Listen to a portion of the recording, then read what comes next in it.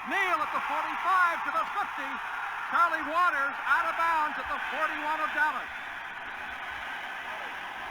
Well, hello. Thank you so much for taking time out of your day to check out this video. And welcome to the Gridiron. And before we get started, I just want to say thank you so much to everyone out there that's been watching my videos. Thank you. If you can maybe give this video a thumbs up or possibly leave a comment below or maybe even share this video, it would mean so much to me. But anyway, just thank you so much for just taking time out of your day to check out this video. Thank you. Well, looks like the Joka might have just played his final hand in a New York Giants uniform. I guess I can't say I couldn't be happier, but I mean, the crappy, he just keeps constantly doing the stuff he just comes up with and keeps doing is just, it's like, get the heck out of here. Seriously. If he doesn't want to be here, get rid of him. I mean, it's just basically pretty much like a cancer, that the team doesn't need. Any team, period, doesn't need. I mean, that's all people keep, when they had the practices, the OTAs or whatever they were this past week, reporters kept asking, like, Kenny Golladay and everybody, is Kadarius Toney here? Should he be here? Should everybody be, It's just, the guys that go in there, they're just trying to go there, get the playbooks, learn some systems. They don't need that crap. One guy. One guy. I mean, it was just like this last year, and oh my God, surprise! He's doing the same thing this year. I mean, it's everybody's prerogative. It's not easy playing football. Maybe his heart's not into it anymore. I mean, who knows? I mean, Shane and Dable might have a decent idea, maybe. I mean, they're not going to say anything when they had those press conferences during the week, Shane's not going to, I was talking to Kadarius. Yeah, we were talking. He said he hates it here in New York. He said he's not paying enough money. He doesn't, he's not going to say that. Dable's not going to, it's voluntary. Yeah, we had some good communication with him. Yeah. So, it's voluntary. All right, next question. I mean, that's all I'm going to say. It's all, I mean, so who knows? I mean, but, if you don't want to play football, stop wasting people's frickin' time. I mean, it's not romper room anymore. You're in the big boys league. Put the big boy pants on. If you don't want to play football, fine. All right, ain't nothing wrong with that. If you want to, worry about your DJ career or whatever, fine, cool, that's your priority. But stop wasting other people's time. I mean, turn this into a frickin' circus. Absolutely. But I mean, that's quite possibly make it not sound like it's going to really change for the better. I mean, I don't know. I mean, even if it does go to another team, I mean, when we had him last year, all the stuff he did last year, and then Dable says, well, it's a clean slate this year. We'll see what I mean. It was just basically kind of one thing, between this year and last year, we pretty much got all the evidence. We just see that something is wrong. I mean, all the stuff, happened last year. It's, all right, now, we got a new coach, GM, and all that stuff. Let's see if anything changes. And no, didn't show up. He doesn't have his playbook. I mean, unbelievable, absolutely unbelievable. Now with the voluntary mini camp, going on, this past week, new coaches, the new playbook, and you're not there. I mean, and almost everyone else was, even vets like like Leonard Williams. Some guys really don't have to be there, but they were there, right. I mean, Kenny Golladay he mentioned that they said, he said everybody should be here, of course, he didn't single out anybody by name in particular, but of course we all know who he was pretty much talking about. First round is also, I mean, you should be setting an example. Like Saquon. I mean, you can say what you want. He gets injured. Maybe he's lost a step, or maybe he doesn't have the heart anymore. But I mean, as far as working his way back and being there and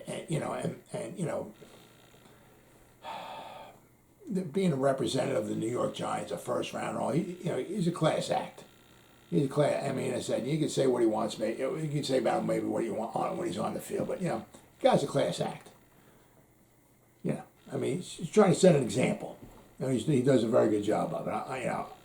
If we can't re-sign him, I'll be bummed because he's a class act. I mean, unfortunately, it's a business. And if we can't re-sign him, or if we're going to go in a different direction after this season, it is what it is. But I'll be ashamed because he's really a class act guy, and he's taking his first round. Being drafted in the first, he's taking it seriously. Now, basically last year it all started out with his cleats. I think he wore the wrong size cleats. I was reading where I thought he was running drills without his cleats on. Apparently I also read that he was running or doing some drills with one cleat on. I mean, I've never heard that before. I mean, it's not. I mean, it is out of the ordinary. Kind of raises a little eyebrow, because that's not something you hear every day. Wrong cleats. Usually, guys come in and I mean, cleats are they go on, they tie lace them up, they go play some football. I mean. Then pretty much a lot of it, I was also reading he had a lot of lack of playbook study. He just wouldn't seem to study the playbook. He had poor meeting. Apparently in some of the meetings he had some poor behavior. He missed a lot of the practice, and obviously he missed a lot of games due to he had 2 positive COVID tests. I mean, when you're supposed to be on the field and I get it, maybe, you get COVID, okay, but I mean, it's like, then you get it twice. I mean,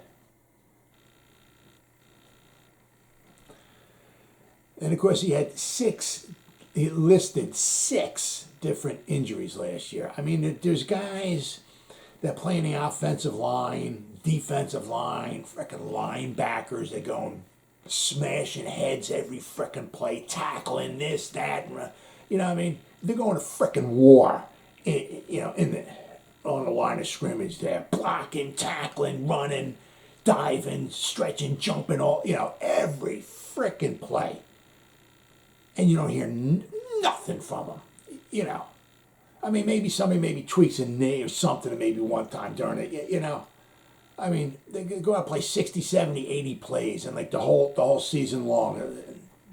Nothing. No injuries, nothing. I mean, they're going to have a little something wrong here or there. But on the injury report, nothing. Absolutely nothing. This guy had 6 different injuries last year.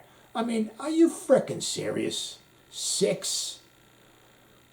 He had a hamstring, he had an ankle, he had a thumb, he had a quad injury, he had an oblique, and he had shoulder injuries. I mean, the guy runs a route and he has like an oblique injury. I mean, he runs a couple of routes and he's got an ankle problem. I mean, what the frick is wrong with you? I mean, my God, I last year with my videos, I did like a video before the games. I would go over some stats and stuff like that of both teams, and I would go over the injury report and that. I mean, it was just simply amazing every week the different injuries he was coming up with. Simply, absolutely freaking amazing. Then, of course, he got thrown out of the Cowboy game when he threw the punch. Lack of discipline there. I think that when he, wore the wrong size cleats, he still practiced with one cleat on. I mean, as I said, I thought I read something like that. I thought he ran around with no cleats on, but apparently, wore the wrong, and he had one cleat on. I mean, that was like, I don't know, it was the first day he was practicing or the second day. I don't remember exactly, but it was really early on. I mean, it's one thing after the other, He missed 7 games last year with injuries. He played 10 games, and a lot of those games in the beginning, he didn't even play that much because I don't think he knew the playbook. They had a few plays in there for him, and that was it. I mean, I know early on he didn't play much at all. once he started playing, that's when a lot of these injuries just started piling up. But he missed 7 games, and as I said, basically the first like 3 or 4 weeks or whatever, he hardly played at all either. He caught 39 passes for 420 yards, no touchdowns. So almost half of his receiving yards were in the one game against the Cowboys. He caught 189, so 189 of his 420, and he got thrown out of the game early. Right? So I mean, almost half his was in one game. Right?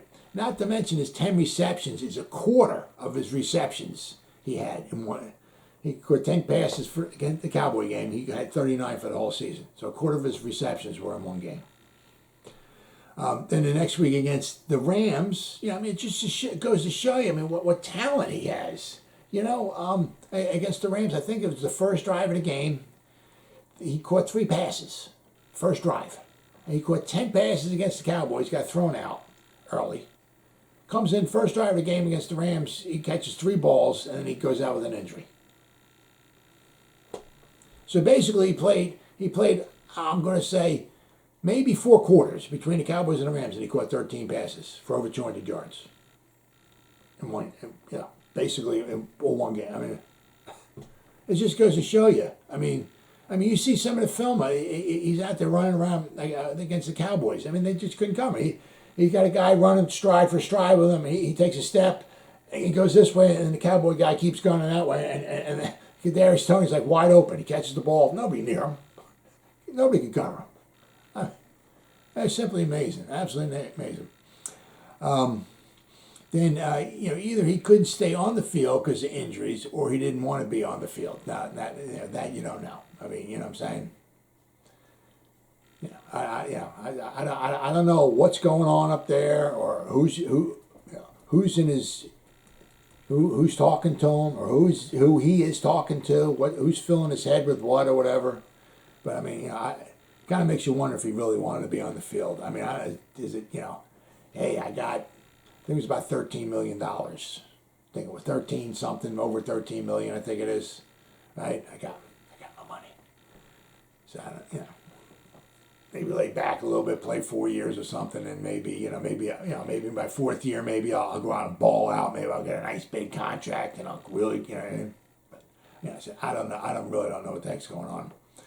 You saw all that happen last year. I mean, do you really think that much of anything was going to go away? I mean, all of that stuff. I mean, all of a sudden it's going to just change. Now the big question is, okay, now what might the Giants kind of get in return for him? Interesting. Now he's on his rookie salary for $3.4 million a year. Now, so that makes it kind of tempting. $3.4 million a year. For at least the next 3 years anyway. So basically you got his services if he wants to play, of course. But you got his services for basically a little over $10 million for 3 years. Now, if you look at the film and all, see what he can do, when he wants to do it, right? The dude's pretty dynamic. So is some team going to take a shot on or not? Now, of course, all the money's guaranteed, But, I mean, with the talent, $3.4 million, you look at his talent level, I mean, for $3.4 million a year, the talent that he's got, 3.4 is very cheap. Now, of course, it all depends upon what Kadarius is thinking. Does he want to play? Does he want to get injured? What am I going to do to get out of practice? What am I going to do to get out of the meeting? Can I wear the wrong jock strap? Maybe that'll do. Maybe I'll put the wrong helmet on. Who knows? I mean, unfortunately, you see guys like that. Antonio Brown, you got guys out there that just. So it'll be a very interesting thing. I don't think that, pretty much any way in heck that we're going to get a first rounder back for him.